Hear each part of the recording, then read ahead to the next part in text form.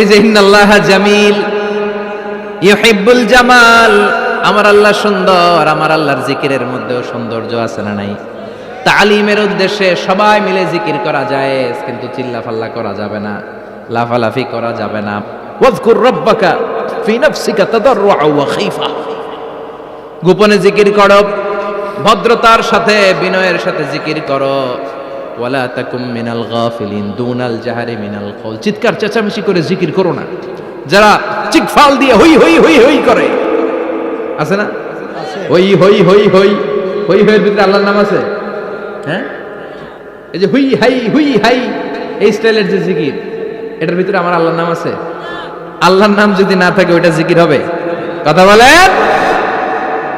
বিষ্ণু বললেন, খবরদার, চিৎকার চেঁচামেচি করে লাফালাফি করে যারা জিকির করে, এরা মনে করে আল্লাহ কানে শোনে না। কথা বলেন। আপনি গোপনেও আল্লাহর ডাকলে আপনার ডাকে সাড়া দিবে কে? এজন্য রাব্বুল আলামিন বলেন, ফাযকুরুনি আযকুরকুম ওয়াশকুরুলি ওয়ালা তাকফুরুন। বান্দা, আমার জিকির তোমরা করো, আমিও তোমাদের জিকির করব। ঠিক কি না? আমরা যদি আল্লাহর জিকির করি, আমাদের জিকির করে কে? সুবহানাল্লাহ কইবেন না?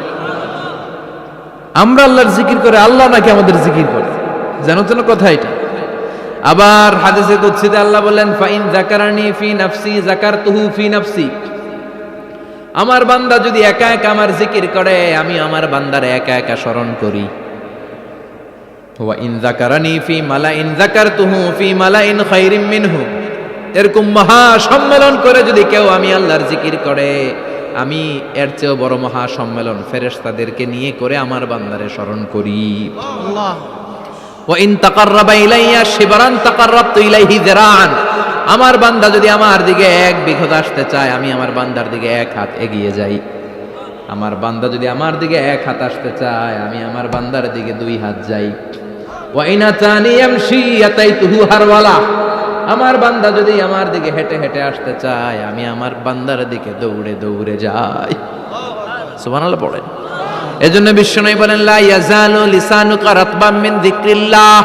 আল্লাহর জিকির দিয়ে জিহ্বাটারে ভিজিয়ে রাখবা। কার কথা? চিল্লায় বলেন, কার কথা? সবসময় আল্লাহর জিকির করতে রাজি আছেন তো? সবচেয়ে শ্রেষ্ঠ জিকির বিশ্বনবী বললেন, আফদালু যিকরি লা ইলাহা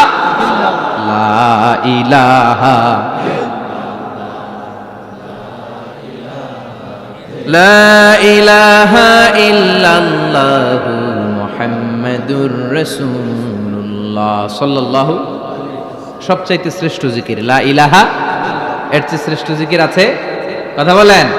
বিষ্ণু বললেন, মান ক্বালা লা ইলাহা ইল্লাল্লাহ সিদকান মিন কলবিহি, একনিষ্ঠতার সাথে অন্তর থেকে কেউ যদি জীবনে একবার বলে লা ইলাহা ইল্লাল্লাহ, দাখালাল জান্নাহ। তার যদি পাপ থাকে, অন্যায় থাকে, ওই পাপ আর অন্যায়ের শাস্তিগুলার পরে কোনো না কোনো দিন আমার ওই বান্দা জান্নাতে ঢুকবে।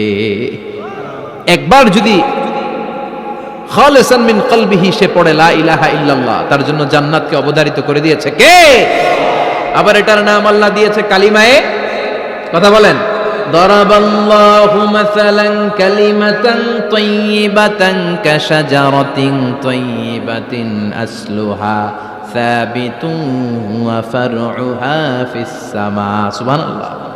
পবিত্র বাণী এটা কালিমায়ে তাইয়্যিবা।